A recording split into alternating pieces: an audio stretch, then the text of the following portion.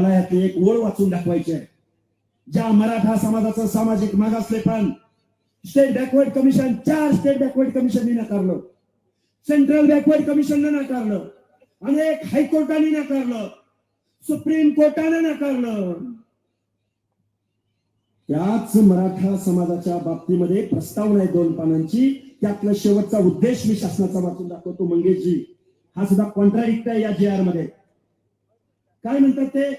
शांत ऐका बरं का, शांत. मराठा समाजास जात प्रमाणपत्र मिळण्याच्या प्रक्रियेत, परत एकदा वाचतो, मराठा समाजास जात प्रमाणपत्र मिळण्याच्या प्रक्रियेत अधिक सुलभता यावी याकरता शासन खालीलप्रमाणे निर्णय घेत आहे. काय संबंध मराठा समाजाचा आणि ओबीसी आरक्षणाचा? आहे का संबंध? ओबीसी आरक्षण कुणाला दिलं गेलं? ओबीसी आरक्षण आता काळूराम चौधरींनी खूप चांगली माहिती दिली, त्यामुळे मी त्या खोलात जात नाही. बाबासाहेबांना हा प्रश्न विचारला होता. अजून 10-20 मिनिटं ऐकायची कॅपॅसिटी आहे ना तुमची? बाबासाहेबांना सुद्धा प्रश्न विचारला, बाबासाहेब तुम्ही एससीला आरक्षण दिलं, ज्यांच्या बाबतीमध्ये छूत अचूतपणा पाळला गेला, अस्पृश्यता पाळली गेली, आम्ही समजून घेतलं. बाबासाहेब तुम्ही एसटीला आरक्षण दिलं, ट्रायबलला आरक्षण दिलं, जे जंगलामध्ये राहिले होते ते आम्ही समजून घेतलं.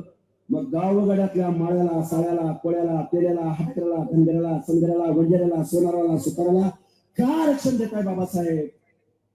त्यावेळी डॉक्टर बाबासाहेब आंबेडकर बोलले, डोंगराच्या कुशीला बेलर बेलर रामोशी राहतोय, डोंगराच्या कुशीला मेंढपाळ राहतोय, गावगाड्यामध्ये बलुत्याचं आलुत्याचं सेवा देण्याचं काम माझा नाभिक करतोय, धोबी करतोय, लोहार करतोय. यांना सुद्धा मला विकासाच्या प्रक्रियेत आणायचं आहे. यांना सुद्धा मला महाराष्ट्राच्या, भारत देशाचा नागरिक म्हणून, काय सांगतं संविधान, we the people of India, आम्ही भारताचे नागरिक,